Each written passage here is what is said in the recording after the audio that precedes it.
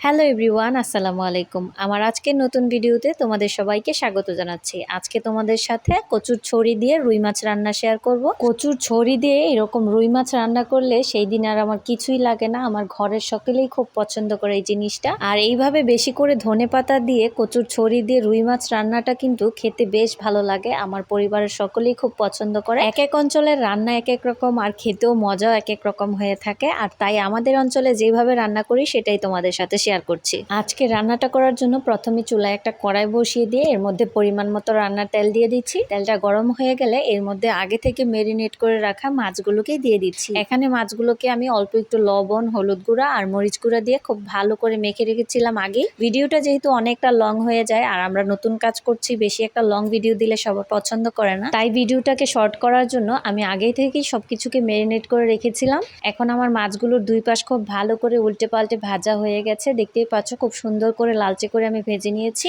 এখন এই মাছগুলোকে চুলা থেকে নামিয়ে নিচ্ছি। এখন মাছগুলো ভাজার পরে যে তেলটুকু রয়েছে এর মধ্যে আমি কচুর ছড়িগুলোকে ভেজে নিব। আর দেখতেই পাচ্ছ কচুর ছড়িগুলোকে আমি কিভাবে কেটে নিয়েছি। কাটার পরে কিন্তু পরিষ্কার করে ধুয়ে তারপর পানিটাকে পুরোপুরি ঝরিয়ে নিয়েছি। এখন অল্প একটু হলুদ গুঁড়া দিয়ে কচুর ছড়িটাকে খুব ভালো করে নেড়েচেড়ে একটু লালচে করে ভেজে নিচ্ছি। দেখতেই পাচ্ছ ছড়িটা আমার খুব সুন্দর করে ভাজা হয়ে গেছে। এখন এটাকে চুলা থেকে নামিয়ে নিচ্ছি। এবারে বাকি তেলটার মধ্যে আমি 2টা পেঁয়াজ কুচি দিয়ে দিচ্ছি আর সাথে দিয়ে দিচ্ছি কয়েকটা কাঁচামরিচ কুচি।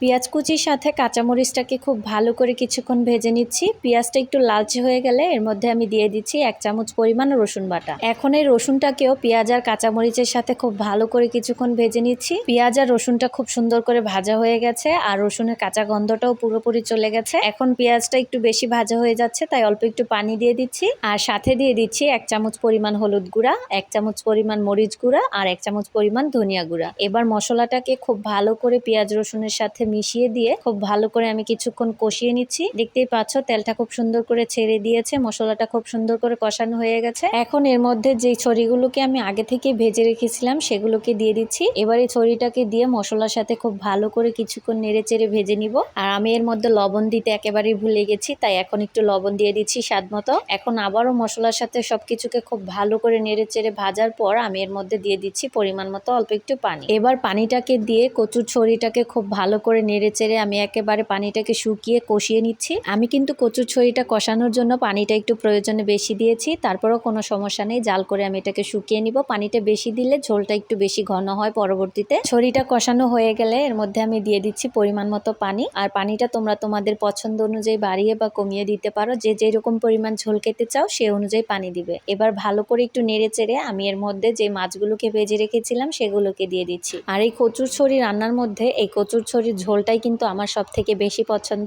আমার মতো কে কে এরকম কচুর ছড়ির ঝোলটা খেতে বেশি পছন্দ করো অবশ্যই কমেন্টে জানিও। এবার ঢাকনা দিয়ে ঢেকে ততক্ষণ পর্যন্ত রান্না করব যতক্ষণ না ঝোলটা একটু ঘন হয়ে যাচ্ছে। অল্প কিছুক্ষণ রান্না করলেই কিন্তু ঝোলটা অনেকটা ঘন হয়ে যাবে। দেখতেই পাচ্ছ এখন অনেকটা ঘন হয়ে গেছে। এখন এর মধ্যে আমি দিয়ে দিচ্ছি বেশ অনেকটা ধনেপাতা কুচি। আমি কিন্তু এই তরকারিটা রান্না করার সময় ধনেপাতাটা একটু বেশি পরিমাণে দেই, এতে কিন্তু আমার কাছে খেতে আরো বেশি ভালো লাগে, তাই আমি একটু বেশি দিয়েছি। এখন ধনেপাতাটা দেওয়ার পর ঢাকনা দিয়ে ঢেকে চুলার আঁচটাকে একেবারে বন্ধ করে দিচ্ছি। আর খুবই অল্প সময়ের মধ্যে দেখতেই পাচ্ছ এর ঝোলটা কতটা সুন্দর হয়েছে। মাশাআল্লাহ, রান্নাটা কিন্তু অনেকটা সুন্দর হয়েছে, কালারটাও অনেক সুন্দর হয়েছে আর খেতেও মাশাআল্লাহ অনেকটা ভালো লেগেছে। তোমাদের কাছে কেমন লেগেছে অবশ্যই জানিও। আজকের ভিডিওটা এ পর্যন্তই। আজকে এখানেই বিদায় নিচ্ছি। সকলে ভালো থেকো, সুস্থ থেকো। আল্লাহ হাফেজ।